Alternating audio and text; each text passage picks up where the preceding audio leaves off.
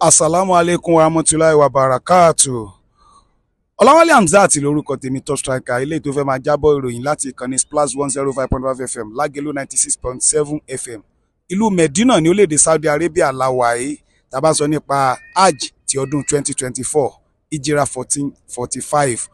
Orílẹ̀-èdè Saudi Arabia jẹ́ orílẹ̀-èdè tó jẹ́ pé ní ọdọọdún ni àwọn múmìnì àti múmìnà ni wọ́n máa ń láǹfààní láti wá ṣe ìjọsìn ìyẹn fún Ọlọ́run ọba. Ní ọdún eléyìí tó kọjá, àwọn èèyàn tí àpapọ̀ èèyàn tó ń lọ bíi 1.8 million náà ló gun àràfá ló ṣe hajj ìyẹn ní ọdún tó kọjá.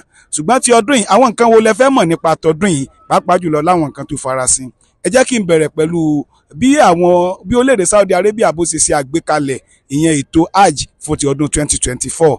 Ètò eléyìí tí wọ́n ṣe àgbékalẹ̀ rẹ̀ ni pé àkọ́kọ́ náà kò sí àǹfààní eléyìí tí wọ́n máa ń fún àwọn orílẹ̀-èdè kan wípé wọ́n ti ya àwọn àyè kan sọ́tọ̀ fún wọn, yálà wọ́n pẹ́ o àbí wọ́n yá dé, ibẹ̀ wọn ò fi wọ́n lọ́jọ́ wọ́n sì wọ́n lọ́jọ́ sí, kò sí yẹn mọ́. Àǹfààní eléyìí wọ́n ti jẹ́ kó di mọ̀ yìí pé first come first serve nìyẹn, ni pé orílẹ̀-èdè tó bá tètè parí registration àwọn èèyàn rẹ̀ tó ń kó bọ̀ sí orílẹ̀-èdè Saudi Arabia, ó ní wọ́n máa fi sí àwọn àyè tó dáa kó tó wá di pé eléyìí tó bá kù ni àwọn tó bá pẹ́ lẹ́yìn náà ni wọ́n máa dé bá.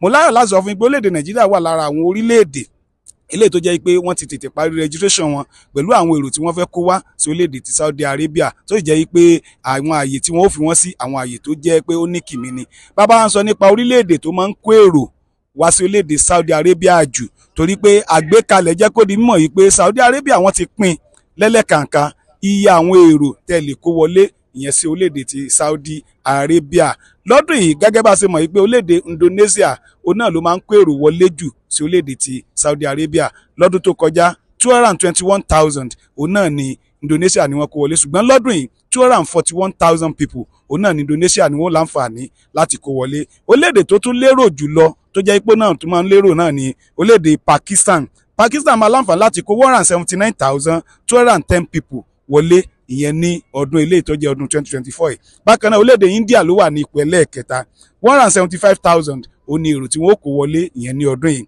Orílẹ̀-èdè Bangladesh ló wà nípò ẹlẹ́ẹ̀kẹrin, 127,198 people láǹfààní wọn. Ǹjẹ́ jẹ́ mọ̀ yìí pé orílẹ̀-èdè wa Nàìjíríà ló wà ní ipò ẹlẹ́ẹ̀karùn-ún pẹ̀lú 95,000 people, nígbà tí orílẹ̀-èdè Iran wà ní ipò ẹlẹ́ẹ̀kẹfà pẹ̀lú 87,000 people. Orílẹ̀-èdè Turkey ló wà nípò keje, 37,770 òní wọn kó wọlé. Egypt ipò kẹjọ, 35,375.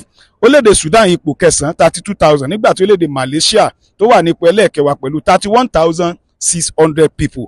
Bákan náà orílẹ̀-èdè tí èrò rẹ̀ kéré jù lọ fún ti ọdún 2024 orílẹ̀-èdè Venezuela ní 91 people, just 91 people péré òun náà ni wọ́n láǹfààní láti kó wọlé. Ìjọba orílẹ̀-èdè Saudi wọ́n ti kéde wípé ọjọ́ kẹẹ̀ẹ́dógún ìyẹn June 15 òun náà ni gígùn àràfá ló máa láǹfààní àti wáyé, ńgbà tí on the 16 ìyẹn June 16 ó sì jẹ́ ọjọ́ iléyá gangan.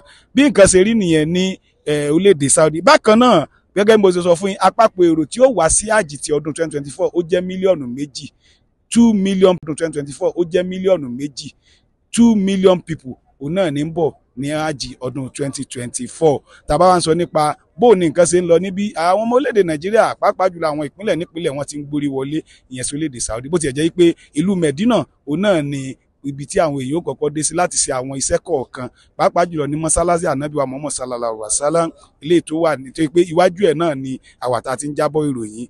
Bí nǹkan bá tó ṣe ń lọ ní orílẹ̀-èdè Saudi Arabia a máa jẹ́ kẹ́ ẹ mọ̀, ṣùgbọ́n o ìlú Mecca òun náà ni ọ̀pọ̀lọpọ̀ iṣẹ́ tó jẹ́ ti hajj gangan òun náà ni ó wà. Bó ṣe jẹ́ nìyẹn o. Ọláwálé Hamzat lórúkọ tèmi, top striker ó ń jábọ̀ ìròyìn fún ìkànnì Splash 105.5 FM Lágelú 96.7 FM. Man salam.